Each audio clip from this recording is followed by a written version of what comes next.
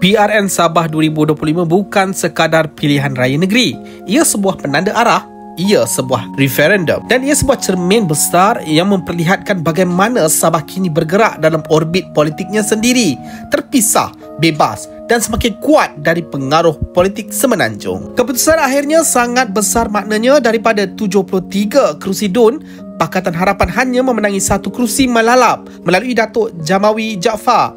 Ini bukan sekadar kekalahan, ini ialah keruntuhan struktur di mana PH kehilangan hampir semua penguasa bandar yang mereka pernah miliki. Pengucupan hampir 93% daripada kekuatan asal tidak pernah berlaku dalam mana-mana PRN Sabah moden. DAP yang selama ini menjadi jenama bandar turut hilang semua kerusi. Luyang, Kapayan, Api-Api, Likas semuanya jatuh kepada warisan. Satu penghapusan total yang tidak pernah dicatat dalam sejarah hampir 5 dekad kehadiran DAP di Sabah. Sebab apa? Pertama, faktor Sabah First yang semakin kuat.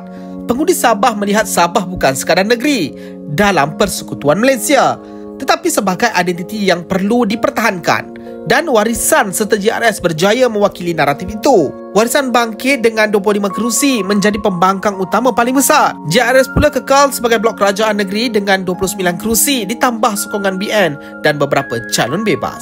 Ini membentuk 2 blok jelas, 1 blok kerajaan negeri tempatan, 1 blok pembangkang tempatan. Dan kedua-duanya bersifat Sabah sentrik. PH terperangkap di tengah-tengah, dilihat sebagai suara pusat di bumi yang menolak dominasi pusat. Ketiga, faktor pertembungan PH dan warisan. Kita boleh lihat dengan jelas di Api-Api, Likas, Luyang, Kapayan dan beberapa kursi lain. Jumlah undi PH dan warisan jika digabungkan sebenarnya boleh menewaskan calon JRS. Tetapi pertindihan calon melemahkan undi anti kerajaan negeri, lalu JRS menang lebih mudah. Perpecahan blok pembangkang nasional dan blok pembangkang negeri membuka ruang untuk kemenangan tipis di beberapa kerusi kritikal. Keempat adalah masalah jenama dan aura. Di Sabah, jenama PH tidak cukup kuat untuk mengatasi persepsi bahawa mereka adalah wakil persekutuan.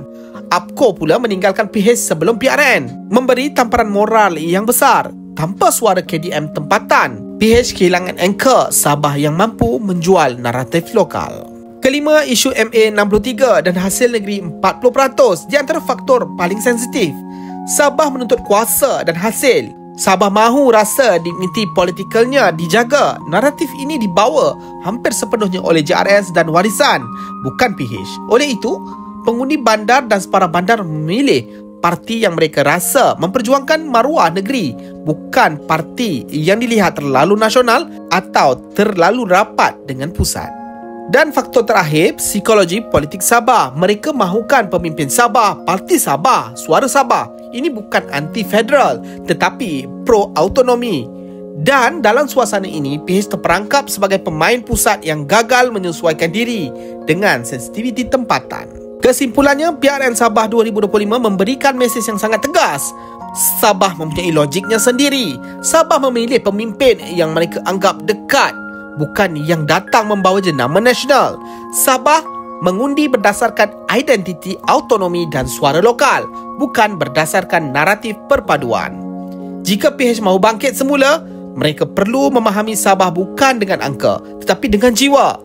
Bukan dengan janji pusat, tetapi dengan naratif negeri. Dan bukan dengan calon yang dihantar dari atas, tetapi dengan wajah-wajah tempatan yang benar-benar difahami rakyat. Sabah telah bercakap, kini terpulang kepada PH sama ada mahu mendengar atau terus hilang dalam peta politik Borneo.